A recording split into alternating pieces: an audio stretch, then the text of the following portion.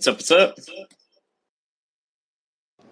Sound like you had some feedback there. What's going on, guys? It's all right. I got two computers going here. What's up, guys?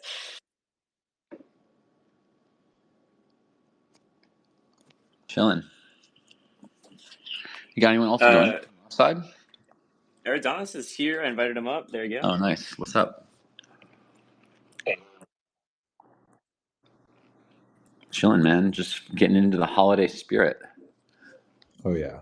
About to crack an eggnog. 'Tis the season. Yeah. Yeah, I figured this is the perfect time for us to just kind of like look back at the stuff we did in the last year and also just give a preview on what's coming up next. You know how we always do these spaces, so it's good to have you guys up here as we kind of wind down for the rest of the year. And yeah, we can talk about whatever you guys want. So we got Pluto, Eridanus, and I'm FamiliarCow from the Nine Realms team. Orion's requesting to join as well. And yeah, if people got questions, you can drop them in the comments section or just request to speak and we'll find some time to let people up. And yeah, let's get it rolling. Yo, I was checking this out the other day. Is Rune Pool is in profit? Yeah, Rune Pool's been doing great. Yeah, like ever since December 18th, Rune Pool is in profit. It's a pretty nice hedge against, just like regular market downswings. I was thinking about putting some rune into Rune Pool to kind of just hedge against that stuff. Now, obviously, now isn't probably do it like when it ticks up a little bit more, but it's a good hedge. I was initially pretty skeptical of it as a financial instrument, but it seems to be doing quite well. That's why I think doing some improvements to Rune Pool, like just taking another look back at Rune Pool next year and like how we can make it better. Yeah. I think Rune Pool is a pretty cool thing, and yeah, it can definitely be a good hedge. Like this is just throwing stuff out there. Like this is nothing that like people have said that we're going to do any of this stuff, but like being able to bond from your Rune Pool units or something like that. That'd be cool. I don't know. Rune Pool is really interesting. Like I think there's some surface area there. Yeah, and then also what we were just talking about just now on a different call, we just wrapped up our like couple hours long goal setting, not only for Nine Realms but just for like the wider protocol. So we still need to coalesce a bunch of that information, but in the new year we'll be able to share with you guys, general like Nine Realms priorities and goals, as well as the greater goals for the protocol itself. I see Jack in here as well. If you want to bring him up, maybe he can talk about some of the Strangelove goals as well. Yeah, shout out. Yeah, happy to chat about those too. And we've also got an offsite coming up with both the teams in January, which I'm super stoked about. And I think that, we've talked a lot over the last couple of months about what next year looks like and where the big push is for THORChain. And I think that we're in a great place to go execute on that over the next few months.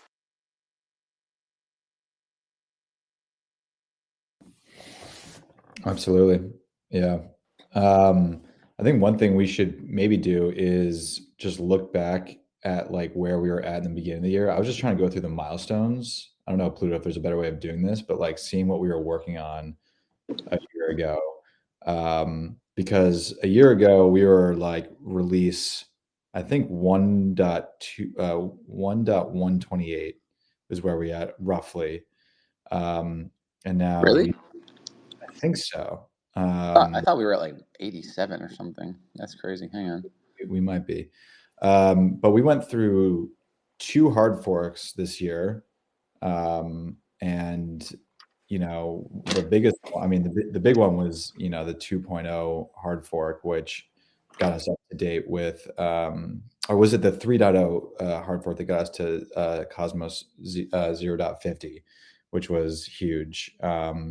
But yeah, in these 2 hard forks, we're basically kind of up to date with some of the more the better Cosmos and more modern practices, and especially the upgrade proposal system that we now have is much different. So it's been pretty crazy in terms of hard forks and big releases this year. Yeah, Eridanus, I can. So what I'll do, I'll pull up some of the old ecosystem reports for this year, and I'll just run through. And if you guys hear anything interesting that you want to talk about for a second, then just stop me and we'll slow down. But yeah, like you're gonna be amazed, like listening back to what we were thinking about in January of last year. So the first thing I think that we did in 2024 was swap or clout, adding the new system for to basically skip some of the outbound queue based on how much fees you paid on THORChain. Other thing, scaling up lending. So that was obviously like the big focus of the first quarter. Getting the old BNB chain off of THORChain. Trade accounts. This is all I'll stop you right Q1 now. stuff. Yeah. I think that's already so much to cover. Yeah, I mean, Swapper Clout was, I think, probably like one of the best features that we've rolled out because it was completely seamless.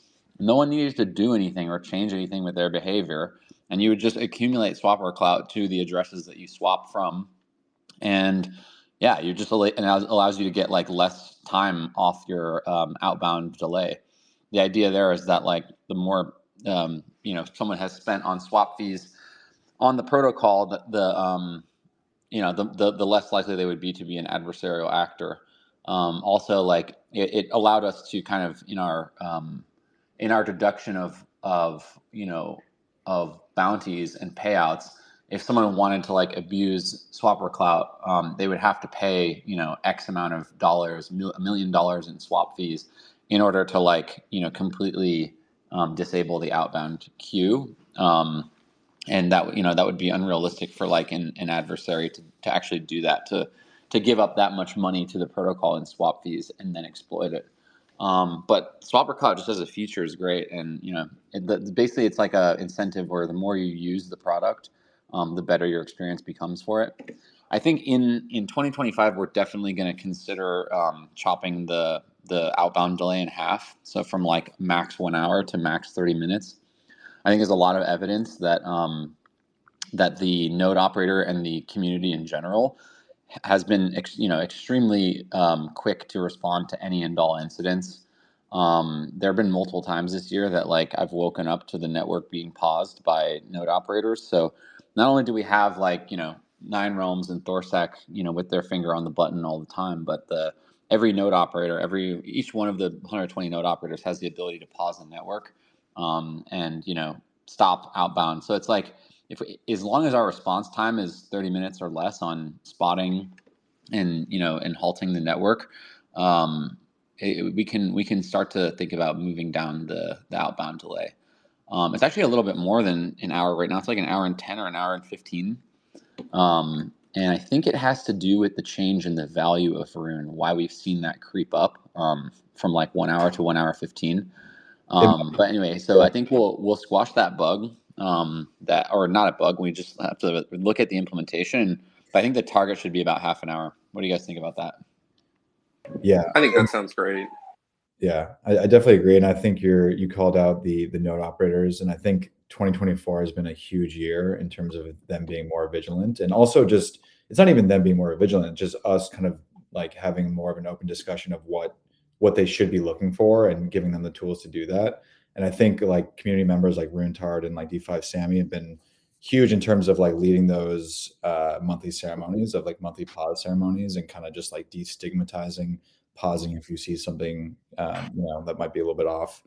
And so I think just because of that we definitely should consider. And I think in our 9 realms meeting, I think that the 2 top things that we talked about protocol wise was like adding new chains and making swaps faster, because that's a huge that's basically in the conversation. Anytime we're having an integration conversation, there's always a discussion around how quickly swaps can execute. Yeah, I would even I say think just real quick before we move on from these swapper fees and the node operators, I think one of the things that has always made me like stoked to work on THORChain is the amazing community and like how long term it is. And I think the fact that we do things like reward users of the system with some things that don't cost a ton of money, but do make a huge quality of life difference for swappers in terms of priority queues and stuff like that. And then also the work that the node operator community does to do more than just run nodes. They also like actively monitor and like help respond to security incidents.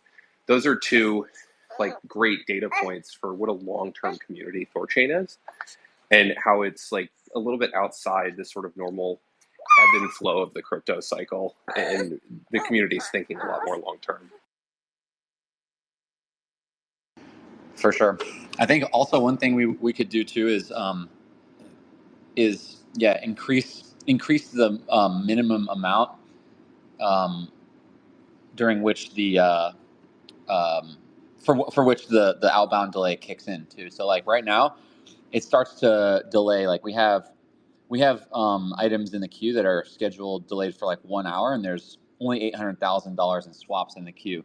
So you think about like in any 24-hour period, everyone's going to be throttled if you have at least 19 minutes. Everyone is going to experience some degree of throttling if we exceed 20 million in volume in a day.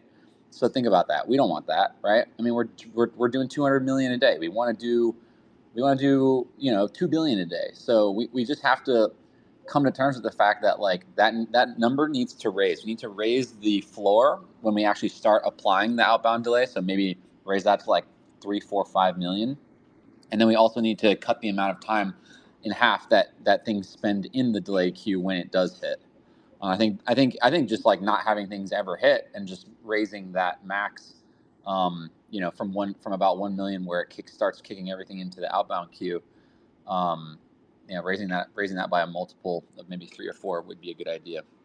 So we'll convene with the security team and we'll discuss that early next year and try to get that stuff passed through governance ASAP. Let's see what else. You mentioned trade assets. So trade assets are the new preferred way to swap for arbitrage. They're being essentially obsoleted by secured assets eventually, but there will really be no rush on moving over to that. And we've also talked about keeping trade assets around just because we don't want it's nice to be able to see clearly what the delineation of like assets that are apportioned for arbitrage and which are like kind of apportioned for the app layer, since they are kind of like separate. So there was talk of just like kind of leaving trade assets in place, but trade assets are a much more capital efficient way of arbitraging a network.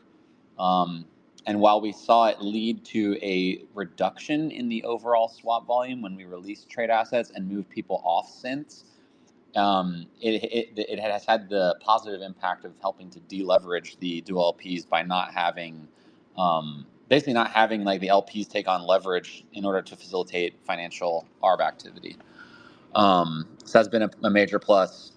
I'm probably skipping ahead, but yeah, just to mention, like we did wind down all minting of synths. So synths can only be burned now manually, like via swap.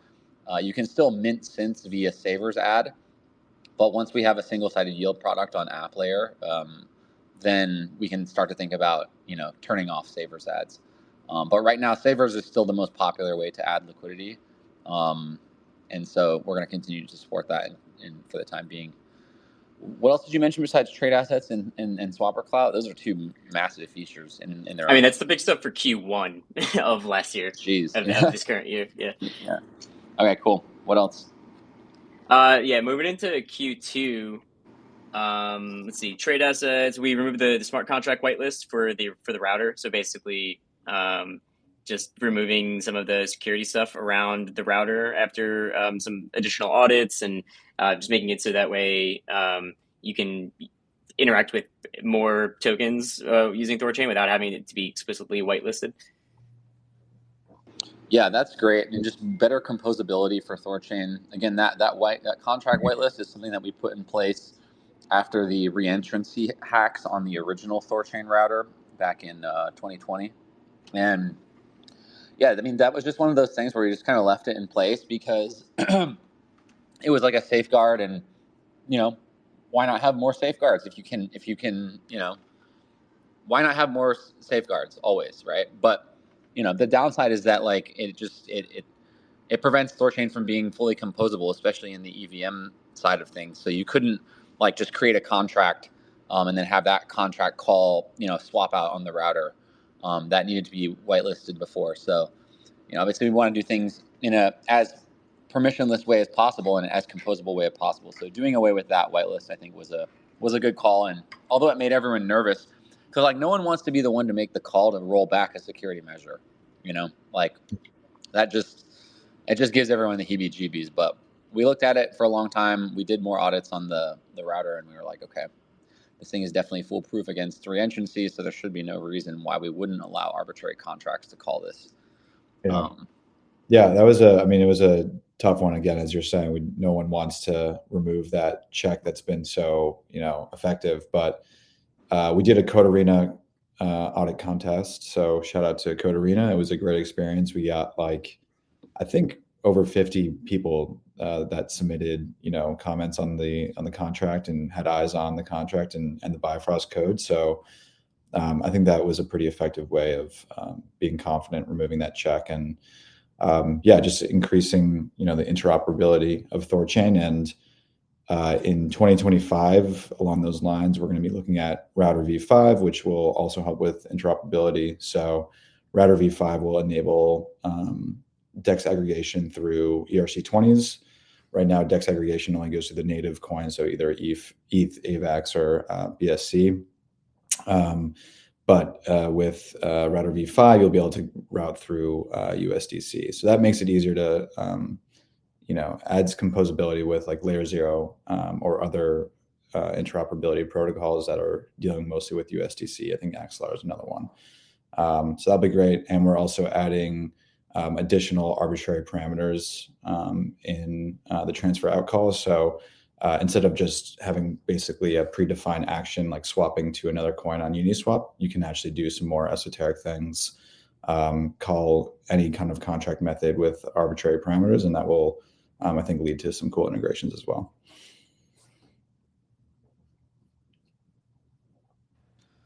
See other stuff in Q2 per asset dynamic outbound fees. So I think at the beginning of the year, we were calculating outbound fees based on the chain, but we changed that to be the asset instead because different assets like on Ethereum have different fees. So this was able to greatly decrease the cost for like swapping to Ethereum, for example, because some of the ERC20s just use more gas. Definitely. Yeah, that was a big one too. Huge, yeah. I mean, goodness, like it still blows my mind that we were even like doing that. It was ever any different than that because users were almost always overpaying by at least a factor of 2, and that was just making us like small swaps on THORChain was almost like impossible to do. There was just no point. Your entire swap on like swaps under $100-$200 would just get swallowed.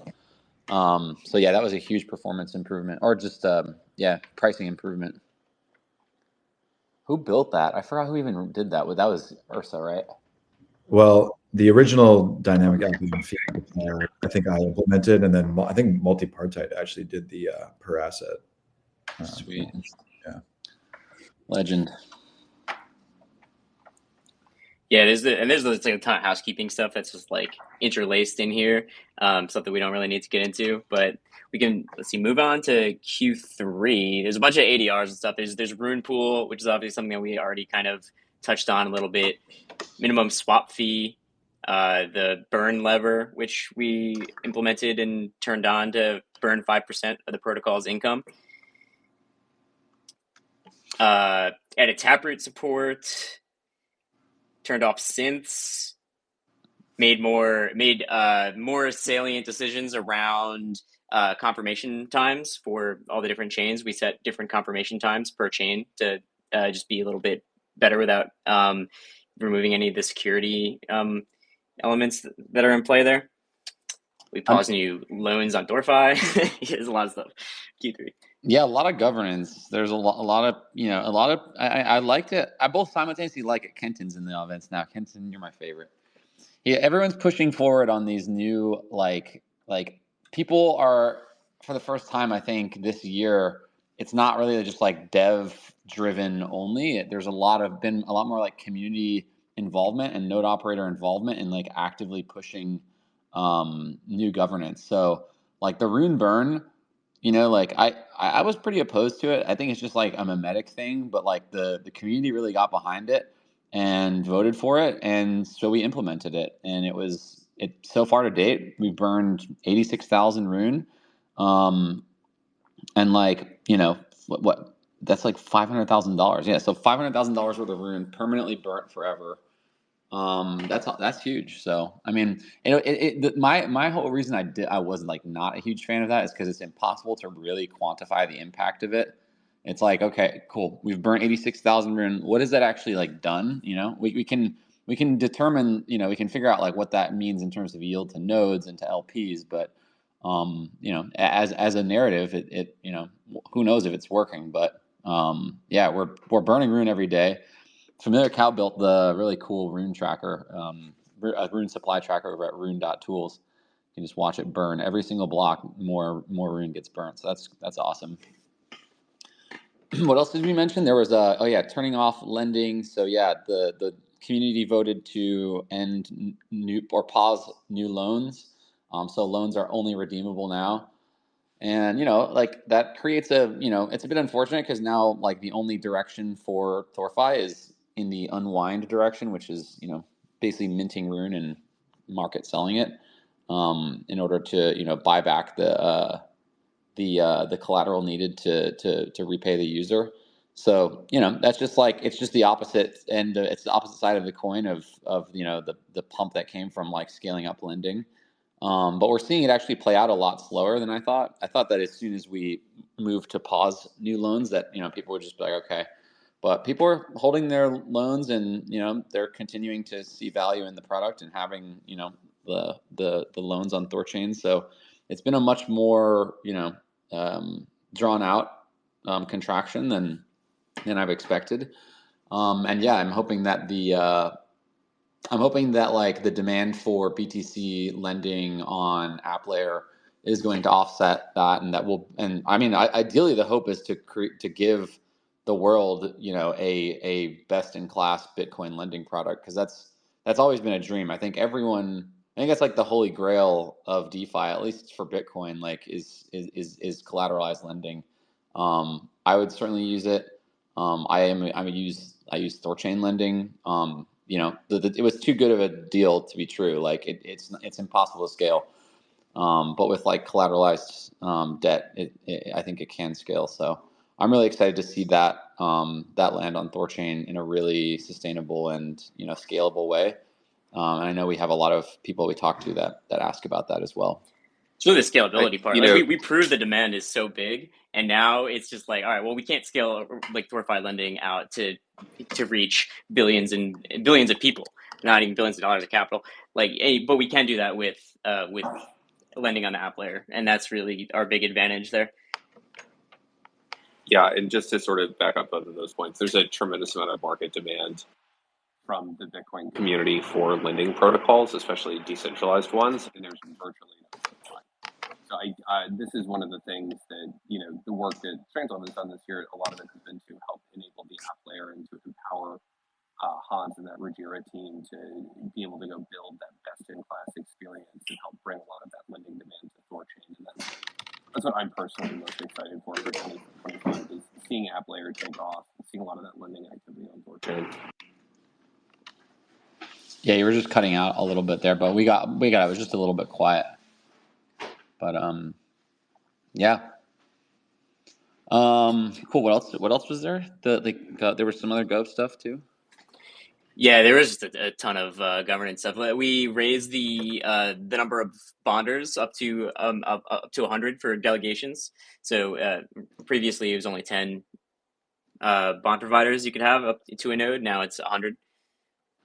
Yeah, and let me see how many people are actually taking advantage of that. Oh my gosh, there's one node that has 41 bond providers. 30, oh my god, 32. Yeah, so that's awesome. That's going to lead to more, just more like diversity of bond and like more people being able to provide capital to the system for security. I think once app layer, like right now, security is not an issue, but once app layer launches, and we start to like need that security budget again, for secured assets, then I could see like bond providers needing to be part of the equation more and more. So yeah, I hope to see like a lot more nodes that have a large diversity of bond providers. We did the min slip, right? When did that pass? Yeah, in Q3. Yeah. So that was good. I mean, except that we initially overshot it by a lot, and then like kind of foot gunned a little bit with like pricing and competitiveness to other to competitors. And I think the one thing to note is that 2024 year was the kind of the year of competition in the cross chain deck space. We were operating 2020 to 2023 largely without any real competitors, and so 2024 we kind of saw Maya start to scale up, and they've got enough liquidity now to be very competitive with THORChain on a lot of swaps, and of course ChainFlip as well. Oftentimes, yeah, I mean we're all neck and neck right now, and so yeah, we initially voted to do min bips on cross chain swaps of 30 bips, and then had to walk that back down. Now it's at about 16. So I'm curious to see what happens with that as well. Like it kind of is a race to the bottom, and yeah, we'll just see what ends up happening with that as well. I could see us eventually doing away with min bips completely and just being as competitive as possible. But the nodes voted and decided to increase income, but it definitely had you could tell there was a bit of an adverse impact on swap volume, which is to be expected because it just means that there's less arb opportunity when you have a minimum trade size. So I think that was overall a good one, right? I mean, it's kind of hard. Like I wish every single one of these decisions we could make, we could like A B in like a parallel universe, because there's just so many moving parts of THORChain, and there's so many levers that it's impossible to know like what was due to macro, what was due to this one level, this knob that we turned or whatever. So it's we do our best to like kind of speculate on like what the outcome will be, but it's really hard to look even in hindsight and say like, was that the right decision? But I think overall, like as far as governance, the network's in a good spot right now. I just pinned up Eridanus' tweet up here on so it's a screenshot of the THORChain.org website, and at the beginning of the year you can see what the integrations. I don't even know what to call this little widget. It's like a social proof thing where we put all of the logos of all of the different apps and services with brands that use THORChain for liquidity. And at the beginning of the year is pretty light. I didn't and it just grew a lot over this last year, basically. And some of that is just like expanding who we include in here. But the integrations have just gone absolutely crazy this year, as I think everyone can see just from not only how much revenue they brought in, but just like the players that we've brought to, using THORChain liquidity, and just like some of the really talented builders in this space that are now like building using our infrastructure. Yeah, it's been a crazy year for integrations. I mean, this year alone, like Li-Fi, Jumper, Zengo, Cake Wallet, Ledger, BitGet Wallet, OKX, OpenOcean, Symbiosis, and those are just those are some pretty massive names. I had a tweet earlier also looking at just like monthly affiliate volume, and I think monthly affiliate volume is like one of the most important metrics to look at in terms of like network health. And last year we didn't break. I mean, like we were on average like 50 to 100 million in affiliate volume monthly. This year we're it kind of exploded. We're between 600. I think we got up to like 1.5 billion in a month, and we're solidly over 600 million a month at this point. So that's great. I mean, and the number of affiliates that are showing up on that chart, skyrocketed, and I think it's been a big year, and I think next year we can do even better. I think we can 10x those numbers, and that's what's really going to make the protocol sustainable from a fees perspective. One thing I want to bring up in regards to affiliate volumes is that $1 of affiliate trading volume does not equal $1 of volume on the network. $1 of affiliate trading volume is multiple times more on the network. Because any swap you do, it's a double swap, right? If you're trading on one to L1 network, it's already two swaps going through multiple pools, collecting fees in multiple places. It triggers arbitrage that happens on the network. So any organic activity that we bring to the network doesn't just bring, $1,000 of trading activity doesn't bring $1,000 of volume and that much worth of yield to the network. It brings significantly more than that, probably, $3,000 worth of trading activity on the network for every $1,000 of affiliate related swapping. So like the more that's why we continue to double, triple, quadruple down on affiliates and interfaces, because it will exponentially grow how much we can grow our liquidity utilization and how much revenue we're bringing into the network. Yeah, exactly. And also, now that we're integrated so many places, and like OKX Wallet, Ledger, Trust Wallet, BitGet, I mean, these are huge projects. Like when we go and finally integrate Solana, which everyone's been very patiently waiting for so long, but like when we integrate Base and we integrate Solana, that's just built in. That's immediate volume. It's immediate built-in volume that we'll see from day one. And we don't need to like go and search for the dexes in those landscapes, because we have wallets and projects that are tapped into all the most popular networks. And so I do think that like putting so much effort into integrations has really paid off, and I think it's going to pay off even more as we start to build out and integrate these large networks. And we just have a really great relationship with all of the biggest teams in crypto, like Trust Wallet and the Ledger team. We work really closely with them, and adding, new products that we do, especially like new chains, is just like so simple for everybody involved. Not in terms of like what it needs to do to add the new chains. It's like we add the chain, and then it's like, all right, now every one of your users can trade on this chain, trade any asset, do DEX aggregate, like everything. Just it's going to expand very quickly, I think, when we really start buckling down on new chains in 2025. Yeah, absolutely.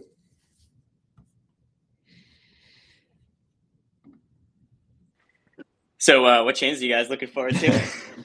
I mean, Solana just is like top mind. I think it's like the highest priority from my perspective for the protocol in 2025. But besides that, I think the TON network would be huge, and I think the SWE network would be great. And honestly, like I hope that we can create a system that allows us to add chains quicker. I think that's probably, if we ask the community like their feedback, I would say that the biggest one maybe would be that we just don't add chains very often, and I think that is a very valid piece of feedback. So if we can get to a point where we're doing this way more often, and we find a way that's way more sustainable, and I think we have a plan to do that, then we should be adding everything that has a lot of volume. Like we should be adding XRP, we should be adding ADA, we should be just going where the volume is, because that's what THORChain is, an exchange at the end of the day. So that's kind of what I'm thinking. Yeah, ditto to that. I agree with everything you just said. What about you, FamiliarCow? Man, I mean, I've been saying Base forever, and I mean, I know this is the next one we're going to add, and it's already queued up, and it's already merged, and it's like ready to go. It's the first thing we're doing in 2025 is adding Base. But I think Base unlocks a lot, especially with like, I mean, we talked about this with other cheap networks, but like Base USDC being like such low fee and one-to-one transfer on Coinbase can open up like new integrations that don't exist in any form today. Not like swap integrations, but like merchants that need to like settle out to US dollars that go to a bank account, right? Like that type of integration could be possible when we have Base USDC. Also, just like aligning ourselves with the biggest liquidity sources is very important, which we already have done with like BNB from the very beginning. So I think this is just like the next part of the evolution, and it would also make sense as exchanges launch their own L2s, like Kraken's Inc. L2, I think it's called, aligning with those, like just having access to all the chains with the deepest liquidity just makes total sense. So, but CBBTC and all the wrapped flavors are just like so important in this, I think, because we're obviously the hub for native BTC liquidity. So making sure that all the retail users that are using the wallets that use our swap services have access to liquidity for all the different wrap BTC flavors, because right now, you really see the flight from WBTC into all the new variants, and everyone, there's a lot of different wrap Bitcoin plays right now, and there's going to be a lot of different opportunities in each of those. So just facilitating the rails between them is pretty important, and making sure we're on the chains where people are using all these wrap Bitcoin equivalents. That's just where we need to be. So. Yeah, I definitely agree. I think base will be huge. I just pinged you another tweet that like the DEX volume on base has been going absolutely crazy. They just had another like high weekly DEX volume, 14 billion on base. And I think just, yeah, the proximity to Coinbase in general is going to be huge. I mean, we have some proximity to Binance, and I think that's really helped the project. And I think we can build in the same direction towards Coinbase. And I think they have obviously they're dominating crypto in the US. And I think, that would just be huge.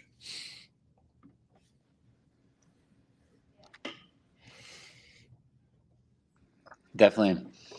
Jack, are you there? What are your thoughts on like wrapped BTC and different flavors of it? Like which one?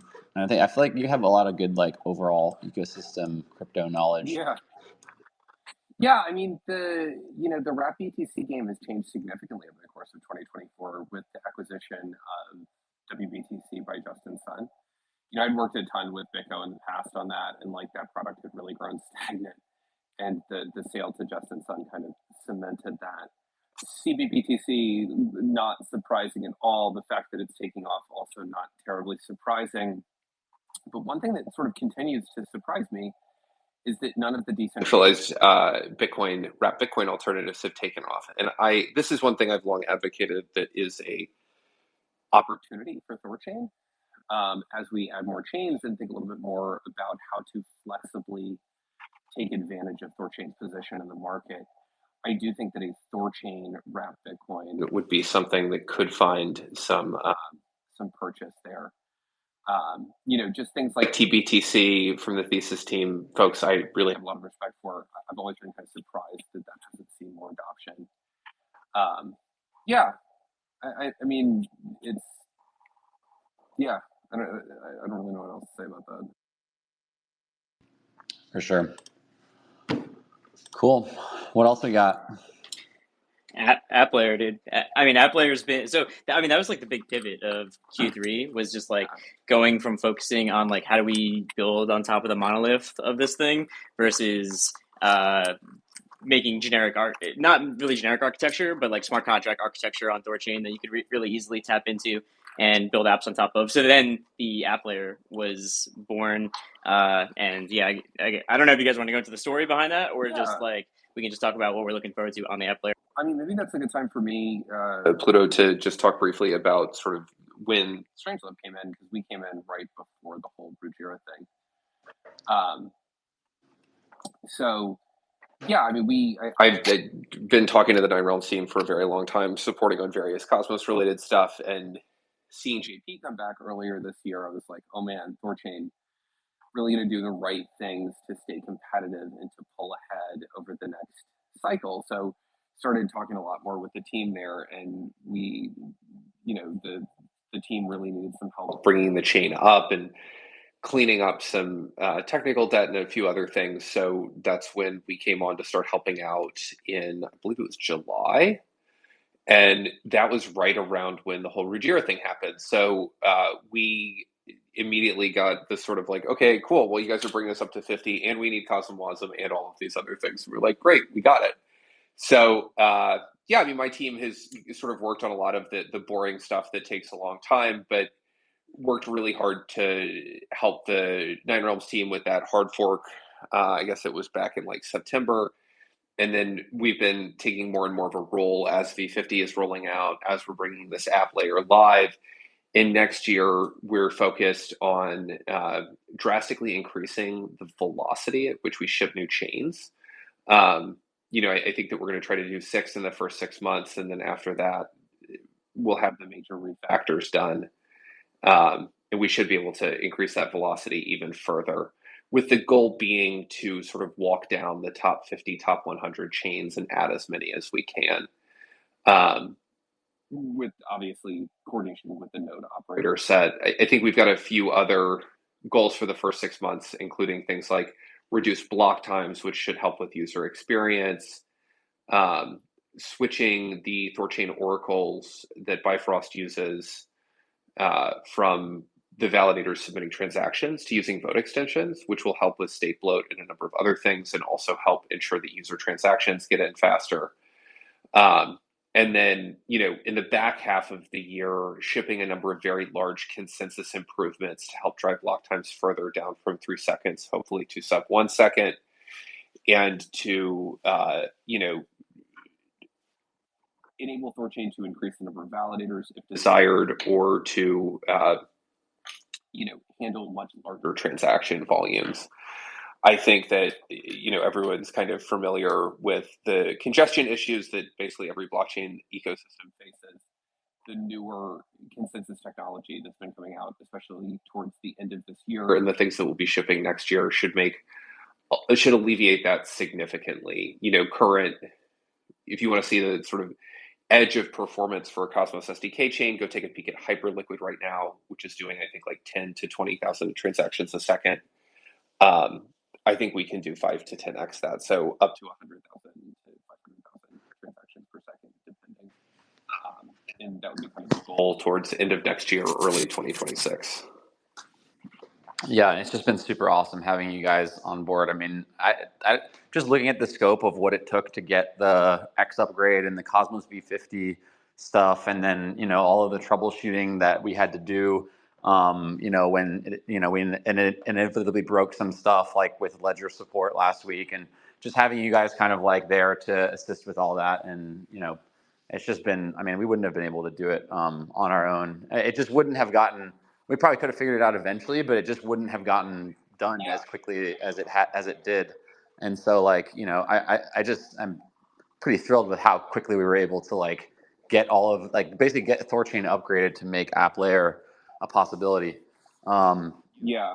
Yeah. This is we bring this tremendous expertise in bridging and cross-chain systems from the work that we've done on IBC, on CCTP, on Hyperlane, on Sommelier. I built Gravity Bridge, and helping apply that to the THORChain code base, and helping ensure that all of the best practices we've learned deploying these systems at scale over the last bunch of years we bring to THORChain helps enable you guys in the Nine Realms team to focus on what you guys do best with the DEX and a lot of the security monitoring stuff. And it's just been again. I feel like everyone listening to this is like, man, you guys are just throwing down. And it's like, yeah, well, we like the Nine Realms teams a lot, and we really like working with you guys. So it's also been a breath of fresh air for us. Yeah, and then as far as app layer goes, I mean, my version of the story of that, there was one other guy there. Honestly, raise your hand if you're in the audience, because I don't remember who it was, but it was just like some random THORChad. JP does what he does and just sends out an open invite for people, just like, hey, if you like THORChain and you're in New York this week, come to dinner. And it was just one dude was just happened to DM him. I forget who that was, honestly. If you DM me, I will remember you. But yeah, it was just me, JP, and this rando, and we were at Il Molino in Soho. I shit you not, JP ate 2 fucking steaks. It was insane. But we were just sitting there talking, and he's like, I want this, I want this, I want this, as he routinely does, just laundry list of stuff that he wants, yesterday. And sort of my job as kind of just organizing releases and helping with prioritization and just coordinating dev resources is to try to balance those those needs from the protocol and the and what the users want. And I think JP does a really good job of sort of setting the product direction and figuring out where we need to go as a protocol. And then he kind of just passes it off to us, the Nine Realms team and Strangelove, to just basically, okay, it was Impossible Hunter. Yeah, bro, you're the homie, man. That was awesome. So let's get him up here. Maybe he can corroborate this story. But we were just sitting there eating steaks at Il Molino. JP is just like, yo, we want this, we want this, we want this. I'm like, dude, I can't give you all that, because what we have right now is a monolith. THORChain as an application is a monolith, and it's, broken out into all these different modules, and it's just like a spaghetti code and managers and the network, the manager network, and all this stuff. Like, we basically like built it before there were established best practices in Cosmos. Like, we were one of the first users of the Cosmos SDK, so we did a bunch of shit that was like maybe not the best architectural standpoint. It's a monolith, right? Like, it didn't have composability, it didn't have modules, so everything is pretty much like gated through the OG dev team's ability to write code, and then it has to go to like THORSec for review, and like THORSec has to have eyes on pretty much every line of code that's being shipped, and then it would have to go to 9realms, and they would have to undergo extensive testing, and so like the problem that we identified with THORChain was not one of like it's not like a technical problem. It's more of just like a people problem, or like an organizational problem. Like, we want to do all these things, but the architecture that we have doesn't, it's not set up in a way to do that. And I was just like, let's just like let's just become like a smart contracting L1 platform. That way, like, you can like hire as many teams as you want to like build applications on top of THORChain, and my team does not have to be the bottleneck for reviewing and determining whether they're safe. Like, that will just be pushed down to other teams, and we have a clear delineation of responsibilities where our team is just responsible for keeping the thing secure in the base layer, and Strangelove is responsible for adding new chains, and you can bring in any number of teams that you want to build apps on top of the app layer. And it just so happened that Kuji was undergoing a bit of repricing and tumultuous time in their history, and the timing just worked out. And JP basically was just like able to acqui-hire one of the best product teams in the Cosm Wasm world. And so like, yeah, just like the timing just worked out, and we were all just aligned. We were like, this is the way forward. This will allow 9realms to focus on what it does best. This will allow you to kind of just like lead on product, to JP to lead on the product stuff, and to put the right people in place to build, a whole new suite of products, perps, order books, etc. So I'm super, super bullish on the app layer in general, and it could easily eclipse the revenue to nodes and to LPs that the actual native swapping does. But that might be a bit of a heavy-handed claim. But we know our bread and butter is native cross-chain swaps and in interfaces and dexes. But I could really see it becoming a large driver of revenue to the protocol. And certainly just an easier way to have people join the arena and build on THORChain, which like, none of us want to gatekeep THORChain. Like, we don't want to be. It should not be an omni party, where there's just like one person decides like what we're gonna build, and then like we have to build it, and then like that whole waterfall approach that we've been taking is just not scalable. So I'm just happy about it from like a organizational standpoint and security standpoint. So yeah, it's super excited for that. Yeah, with the bringing new teams on with the app layer, one thing I was thinking about, now that we really have the opportunity to like scale up to a lot of teams, which is really going to just accelerate the pace on like how quickly things can be built here. I think it's kind of there's some opportunity to do some like events to basically market to builders, right? I'm talking like hackathon type things where we can make people build on THORChain, like you use the infrastructure to build something on the app layer, and then people there can be many businesses that are built on top of THORChain app layer. And I think that just getting people together at like in-person things, maybe some of the conferences that happen across the U.S. like Denver is a pretty big one. It's probably a little late for that, and app layer is a little bit too early for that. But just thinking like a little bit more down the line, because the big strength here at the app layer is that more teams can come and we can scale a little bit more horizontally just on the team structure side. So just finding ways to connect the teams and have people all in one place, but and just like getting acquainted on like how to build on the THORChain app layer and then scale your product to a bunch of users. Yeah, that's awesome. What were you saying? That's like that would be like the hacker house thing you're saying? Yeah. So this is something that we're starting in like January, basically just like with like Strangelove, Nine Realms, some of the Rugi folks, and then we can see just how that works, and then we can expand on that concept like later in the year, extend it out to more teams if more teams are interested in building on the app layer, just getting people together in one place, maybe at a conference or like maybe some kind of virtual hackathon thing. We can figure something out, but that's just something that I'm thinking of to introduce more teams, like basically onboarding new teams to build products using the app layer. Damn, man, I'm so bummed I'm gonna miss that. But gotta do things. It's too bad. But that'd be awesome. I hope that in the future we can do more stuff like that, and like at least be meeting up once a quarter and bringing in like the larger ecosystem, like bringing like SwapKit devs, bringing Shapeshift devs, bringing all the peeps. It's gonna be awesome. Yeah, because I mean I think that's kind of what's lost around like building in this completely like decentralized environment where anyone can just build whatever they want, right? But if people actually like meet in person, then it like I think teams are just like more closely aligned. Communicate obviously is so much easier. The communication gap really just closes a lot when people actually like meet and start like interfacing like in person. So I think just building up some more of like those communities would just be like important for the next leg of growth, and really just like getting new teams just acquainted to actually like know the people who are like other people who are working on the same thing, and just like building out the developer community more, which I think we're like in a great spot to do right now, and it's already been being done over the past like 6 months. Awesome.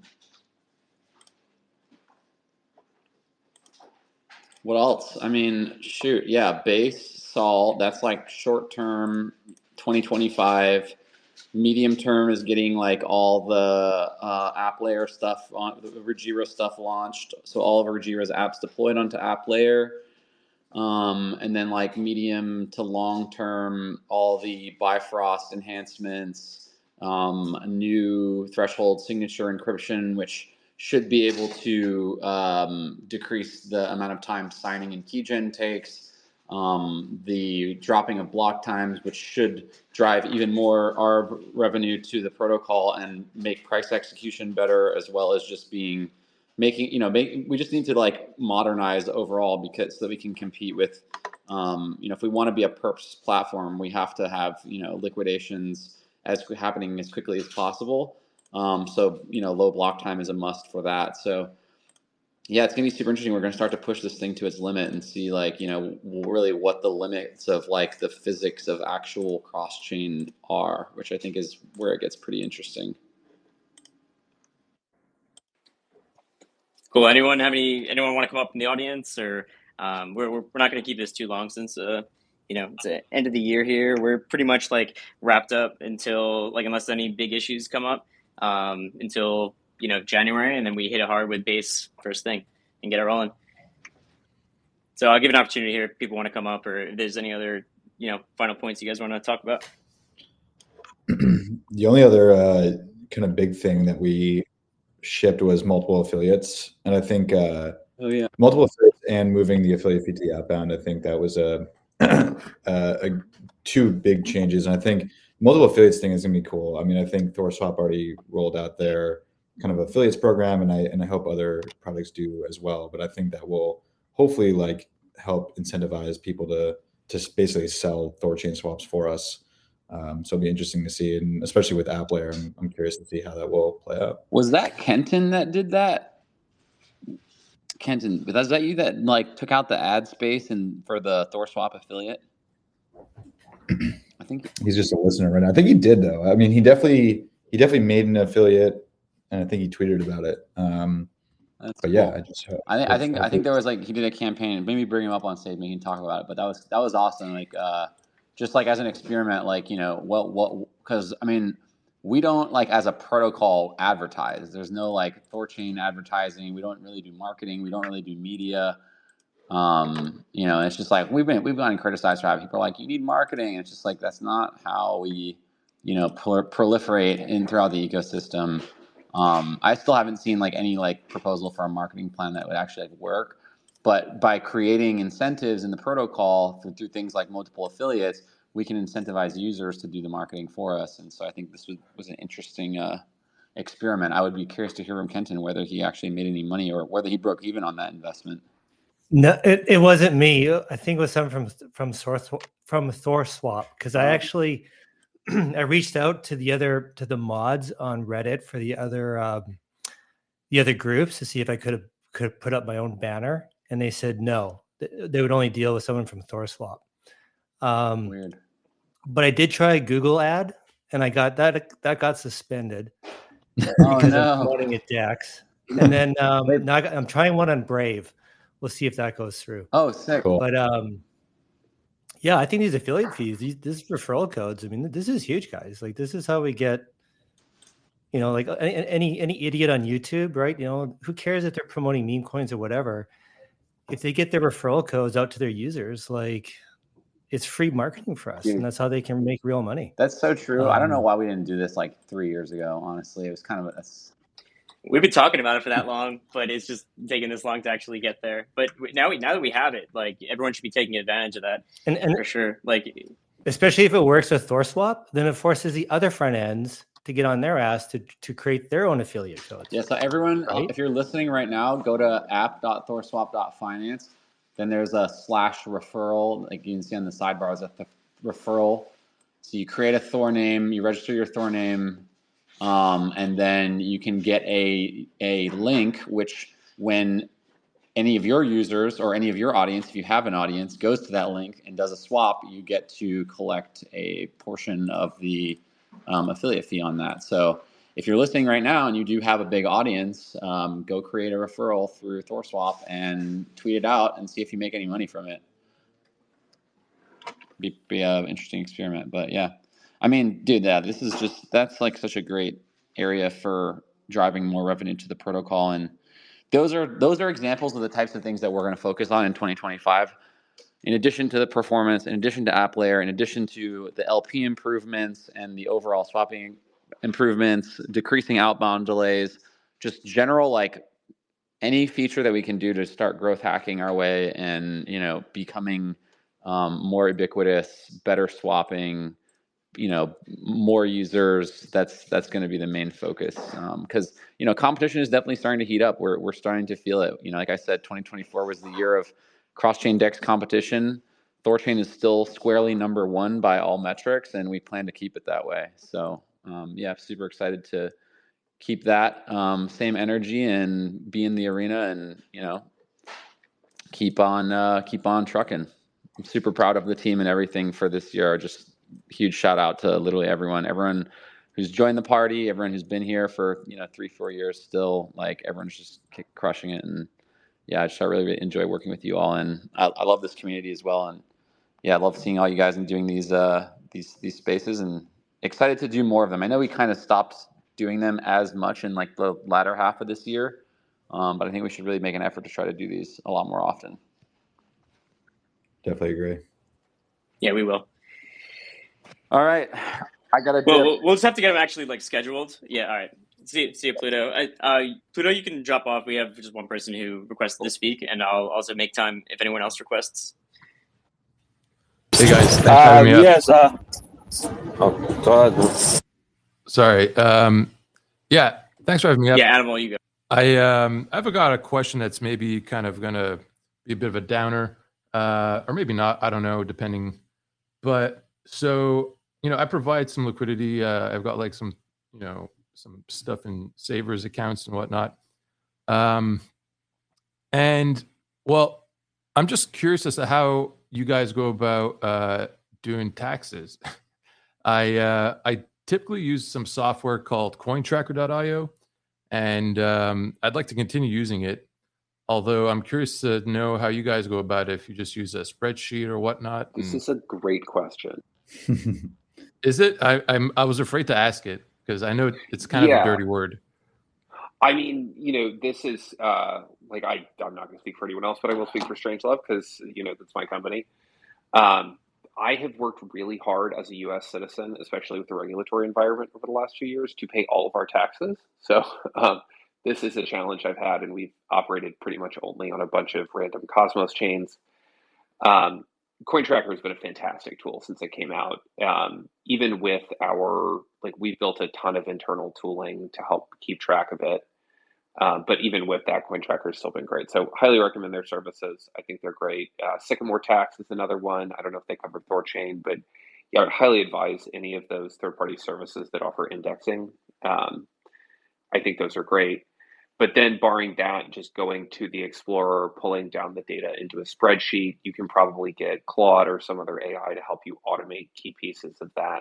But yeah, I mean, at the end of the day, our interface with our accountants is also an Excel sheet. So whatever tooling we have outputs an Excel sheet, and we give that to the accountants. But yeah, it's never easy, and sometimes the data can be hard to find. But on THORChain, I think you've got great options, and CoinTracker is one of them. All right. I mean, I'm looking at CoinTracker now. I don't see any options to plug in THORChain addresses or whatnot. I'm wondering, since I'm up here and I have an opportunity to do so, there's an ability for users of CoinTracker to submit requests for features, and if we could get them to build the feature for us, so we could just plug in our addresses and just set it and forget it. I think that'd be amazing. I think not only that, it would bring like more people, because I think it's a concern for many users, right? Totally. At the end of the day. Yeah, I mean, like, this is a lot of the discussion today has focused around key user experience things that have been done to help make the protocol better to use, which is probably why you provide liquidity here. A big part of the reason. Like, THORChain's a great place to do business. And I think this is one of those things that folks often overlook as a key user experience feature. But it really is. Yeah, I think we might, I don't know, are there any, the other folks might know, I have not dug in deeply on THORChain indexing. What are the best THORChain indexing services / sites? I mean, you can use like Midgard, and you can use Flipside. Flipside, you can like query any THORChain data. Obviously, you need some like SQL experience.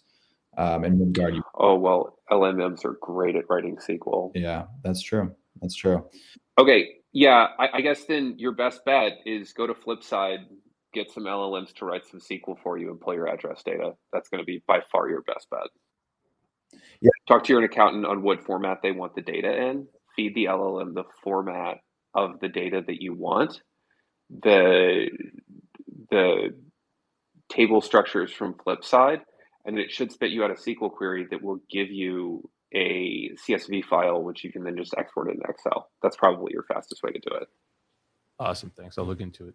Appreciate it, guys. For sure, man. Thanks. Pay your taxes, even if you don't want to. QWERTY, what's up? Yeah, sir. I was trying to ask about app layer when you guys talked about it earlier. What is it like? Is it like Binance Smart Chain kind of thing, like on top of like blockchain? Like basically, I'm trying to ask what is app layer anyway. So what does that mean?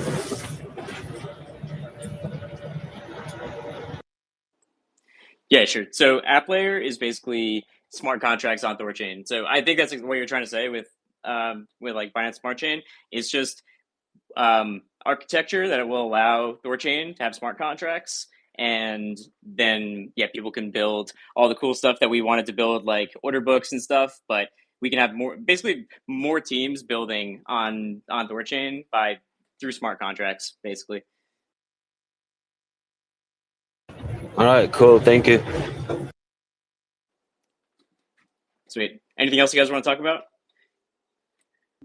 I'm good. Win moon. Yeah. When TM. Indeed. All right. Cool. All right. Let's wrap it up then. See you guys. Yeah. Next Peace year. out. Hasta luego. Thank you, guys. Hey. See you guys next year.